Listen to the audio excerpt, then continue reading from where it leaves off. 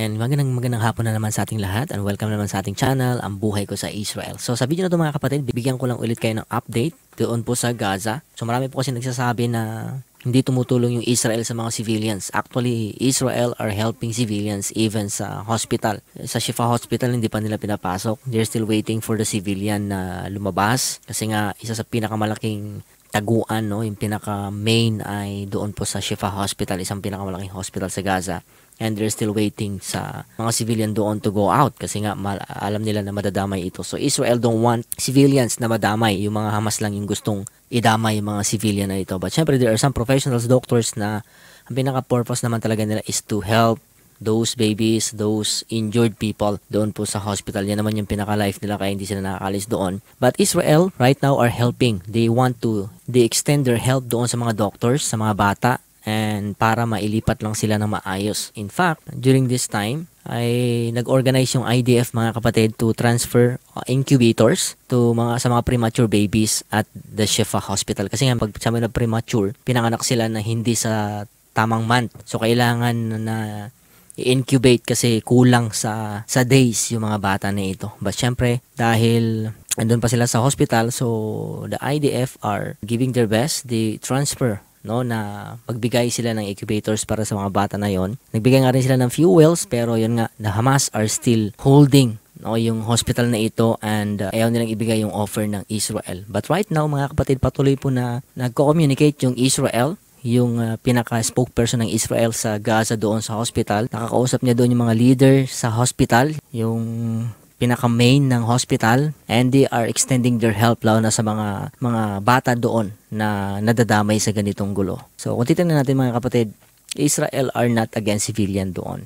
Nadadamay lang talaga yung mga civilian sa Gaza because of Hamas. So alam naman natin yung Hamas October 7, they go inside Israel. Marami silang hinosis hanggang ngayon, hindi pa nakikita ng Israel dahil sa mga tunnels na ginawa ng Hamas. Hindi pa nila binabalik yung mga hostages na ito. So, Israel will search all the ground sa Gaza para matagpuan yung mga hostages na ito. Pero, yun nga, syempre alam ng Hamas na atake yung Israel and they don't have any plans for civilians doon. Iniwan nila, sila nagtago sa tunnel, yung mga civilian iniwan nila sa taas because they knew na magiging favor sa kanila pag merong mga aksidente or matamaan ng mga civilian kasi sisisihin yung Israel sa mga ganitong bagay. So, ganun ngayon nangyayari, di ba? Pag may nadadamay na civilian, ay yung Israel yung sinisisi. In fact, it is the work of the Hamas, yung mga terorista na ito mga kapatid. So, sa video na ito, i-share ko sa inyo, ito po yung phone calls between the senior officer doon from the coordination and liaison administration, yung CLA to Gaza, kasi merong spokesperson, na nagko-communicate doon sa Shifa Hospital,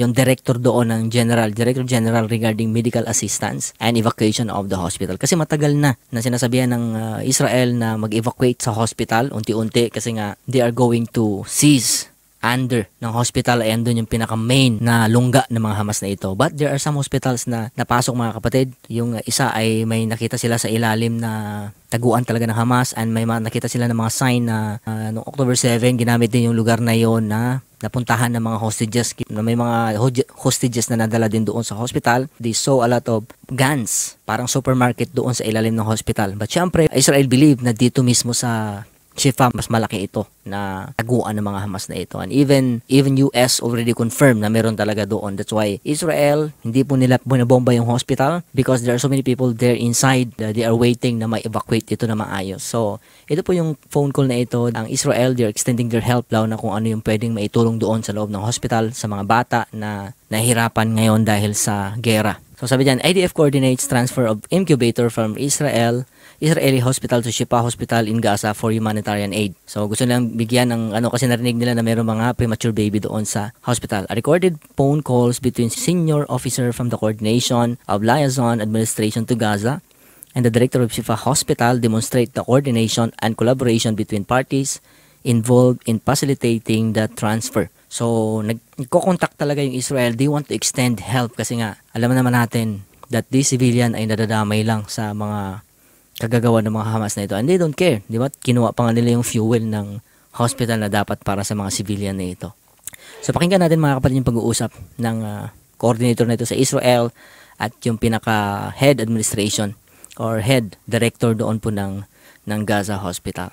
Na kailan And sabi niya, you told me today that you have a pediatric department, that you have children in there. No? You told me today, ikaw mismo nagsabi sa akin na meron doong mga bata. حكيت لي اليوم انه في عندك في قسم الولاده في عندك اطفال خدج حضانه. احنا Ayan, sabi ng manager, si hospital manager, premature babies, premature department. Yes, meron doong mga premature babies.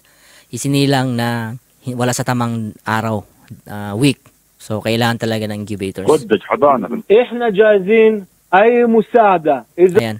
We are ready, sabi ng Israel, we are ready to provide you with any assistance if you wish. Kung gusto nyo, we are here ready to help. بدك ناكل هدول الاطفال Ayan. Not just to help, but to evacuate also the children and the patient. Kasi alam ng Israel na mga bata nito ginagawa na shield ng mga Hamas. And Israel want to transfer them kasi alam ng Israel na doon yung hospital na yan sa ilalim. Andun yung mga lungga ng Hamas. So, they want to help the children, provide the need, to evacuate the children, and the patients. Yung mga may karamdaman doon ng mga civilian. Kailangan, Israel are willing to help. وهدول المرضى احنا جاهزين اي مساعده. Ayan, we are ready to provide you with any assistance. We'll even provide you with an incubator. So, yun yung proposition na sa hospital, sa pinaka-manager ng hospital. Hindi ito nilalagay sa news. But Israel are not on for civilians. Dadadamay lang talaga yung mga civilians. Nakakalungkot. But pinaka-responsible nito ay yung mga Hamas. لو بجيب لك انكوبيتور وبحط لك اياهم في باب المستشفى. Ano, I'll put it at the gate of the hospital kasi nga hindi pa sila pumapasok. Ilalagay lang namin sa gate ng hospital. Does that help? Okay lang ba yan? Nakakatulong ba yan?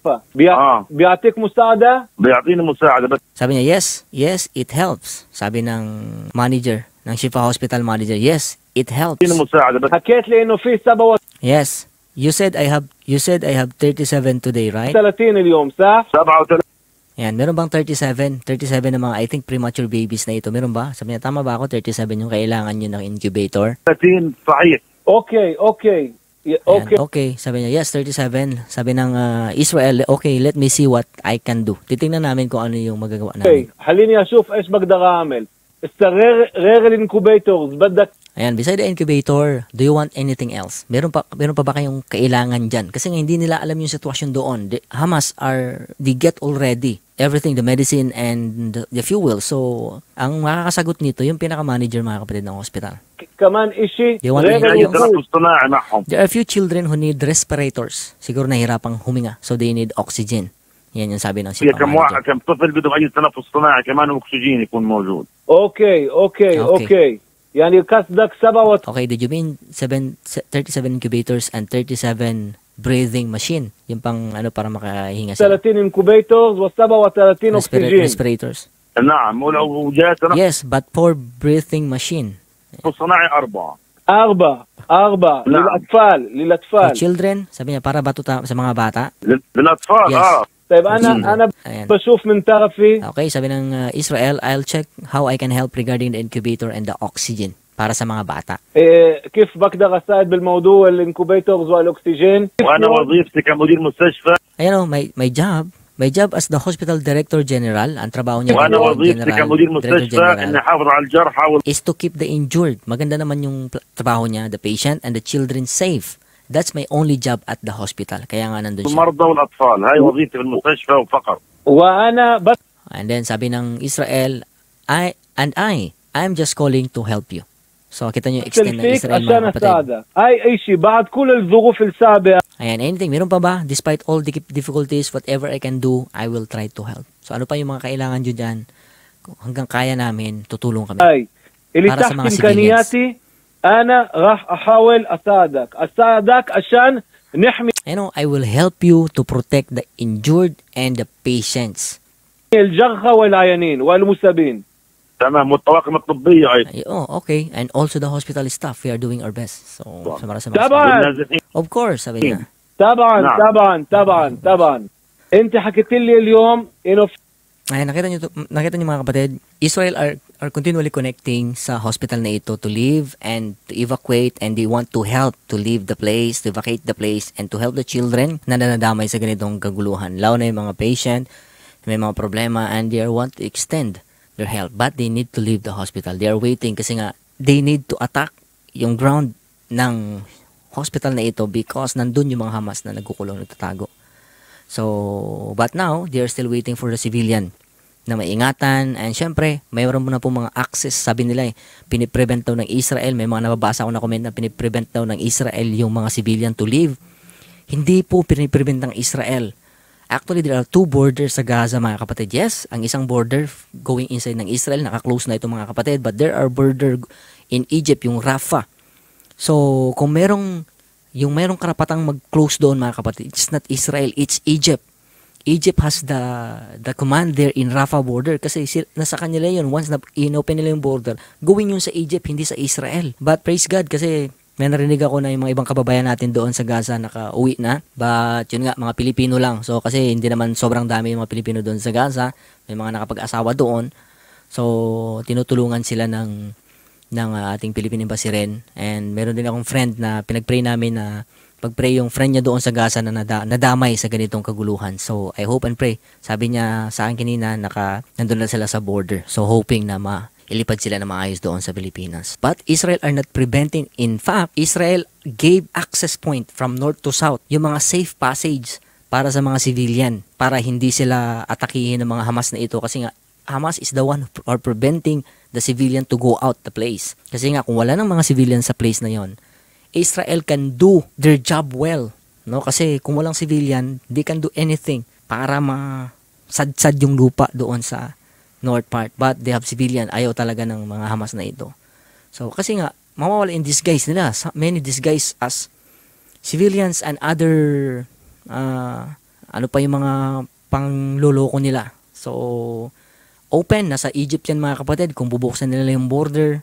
So, wag nyo sisihin yung Israel. Because Israel are helping all the civilians. Meron nga doon sa may shore na binigyan nila ng tubig and kung nandun ka, they will help you. Israel are not against civilian. Tandaan natin yan. Israel are there in Gaza first for the hostages.